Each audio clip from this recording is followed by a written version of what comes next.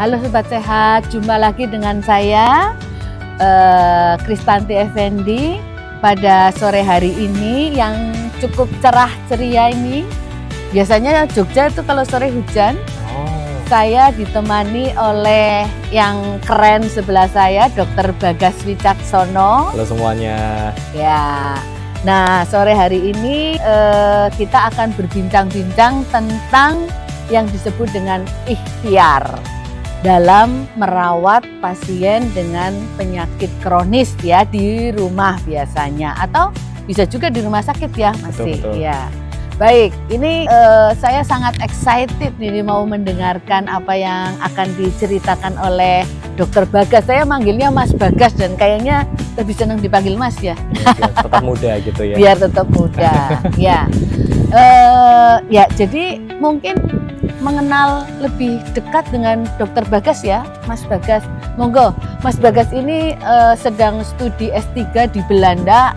Monggo diceritakan apa yang sedang dikerjakan ini. Iya, jadi saya ini dosen di Fakultas Kedokteran Universitas Jenderal Sudirman di Purwokerto. Ngapak-ngapak. Ngapak-ngapak, orang kepenak ya, Bro. Dia lagi studi gitu ya. Studi S3 di University of Amsterdam. Kebetulan topiknya ini sangat beririsan dengan Prof. Kristanti tentang palliative care. Betul. Namun saya ambilnya dari sudut pandang etika kedokteran. Etika kedokteran. Ya, menarik ya, etika kedokteran. Keren. Betul. Ya. Oke, terus Nah, jadi apa yang menarik nih untuk di-share ke para sobat sehat sekalian nih?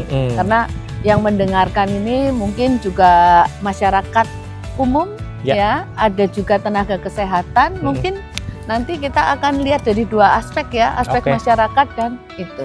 Siap. Jadi yang paling menarik nih menurut saya itu ada banyak sekali nilai-nilai lokal yang ternyata itu dipakai dan ya digunakan secara terus-menerus oleh pasien dan keluarga dan juga tenaga kesehatan di Indonesia. Salah satunya ada nilai ikhtiar gitu, Prof. Ikhtiar, ya, baik. Ya, apa tuh yang dimaksud dengan ikhtiar nih? Supaya kita sama persepsi. Betul. Jadi kalau nilai ikhtiar ini definisinya secara Indonesia ini lebih melokal gitu ya. Jadi diartikan sebagai seperti usaha.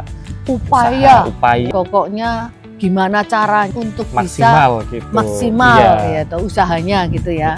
Pol-polan. Betul. Jadi usaha ikhtiar pol-polan gitu ya. Kayak misalnya kalau saya mau ujian gitu ya, Prof.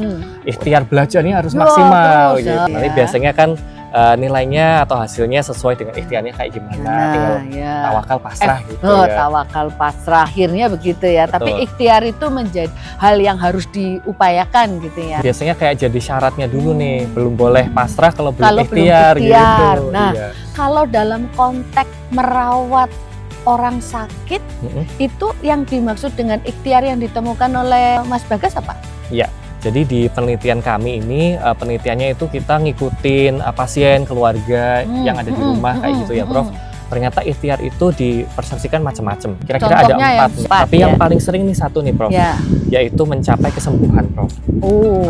Jadi ikhtiar supaya bisa sembuh. Betul. Gitu ya. Walaupun misalnya kondisinya udah serius banget. Tidak memungkinkan untuk sembuh. Tapi gitu tetap ikhtiarnya adalah untuk sembuh gitu. Satu yang itu.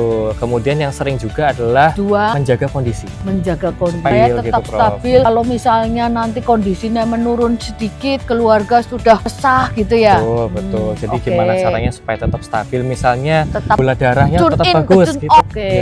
Terus yang ketiga juga yang mengurangi penderitaan nih, Prof. Ikhtiar supaya penderitaan berkurang. Misalnya kemudian, supaya gejala sesak nafasnya berkurang, sakitnya berkurang. Saya rasa itu penting ya. Terus yang keempat? Nah, yang keempat ini bisa macam-macam nih, yang lain-lain gitu, Prof. Macam-macam. Misalnya ada ikhtiar untuk menggunakan berbagai upaya lainnya, termasuk alternatif medicine, Prof. Ya. Jadi 4 ini yang menjadi temuan bentuk utama dari ikhtiar itu.